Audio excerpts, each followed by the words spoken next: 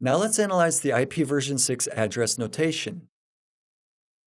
If you follow certain rules, you can shorten the address. The first one says that the groups of zeros can be replaced by a single zero. Two addresses listed below are functional counterparts. However, the second record is still quite long. The second rule says that if an address contains several groups of zeros in a row, you can replace them with a double colon, as below. According to the third rule, leading zeros can be omitted. Therefore, the address shown above can finally be written as shown below. The first 64 bits are still the network address, and the rest is the host address.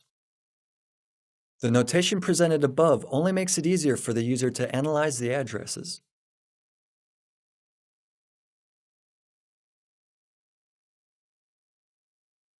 Increasing the IP address pool required to change the structure of protocol headers.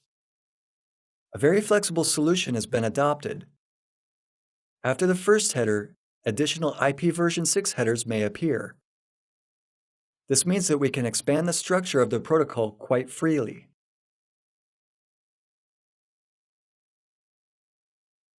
IPv6 addresses are widely used, but not all administrators are familiar with them. Therefore, let's discuss IPv6 address types. The address ::1 is the address of the local computer, also called the loopback address. It's the counterpart of the address 127.x.y.z of the IPv4 protocol. There is one more difference between the addresses of the two versions of the protocol. If a host supports IPv6, it will have more than one address on each network adapter or network card. When it comes to IPv4, usually, one network adapter has one address only. We have to mention other IPv6 types so that it will become clear why there is one address of each type. The multicast address is another one. This type is used for broadcast. Broadcast addresses are also supported by IPv4. They prevent sending same data multiple times. Thanks to these addresses, the data is sent once to all these hosts. There are also local unicast addresses. Each active IPv6 host is a local unicast address. It corresponds to the 169.254.x.y address of the IPv4. It was the address assigned by the IPv protocol. If a computer's DHCP client connects to a network that has no active DHCP server, it has to have an IPv4 assigned nevertheless. Otherwise, some things wouldn't work. The computer must generate the address by itself. This is called automatic private addressing. The address will be selected from the 169.254.x.x address pool. This is a non-routable IP address. Any computer that uses an address from this pool will be able to communicate only with hosts from the same network. Then there are unique local addresses. These are the IPv6 counterparts of the private addresses of the fourth version. Those were addresses such as 192.168.x.y. They are non-routable in the internet, but in general they can be routed.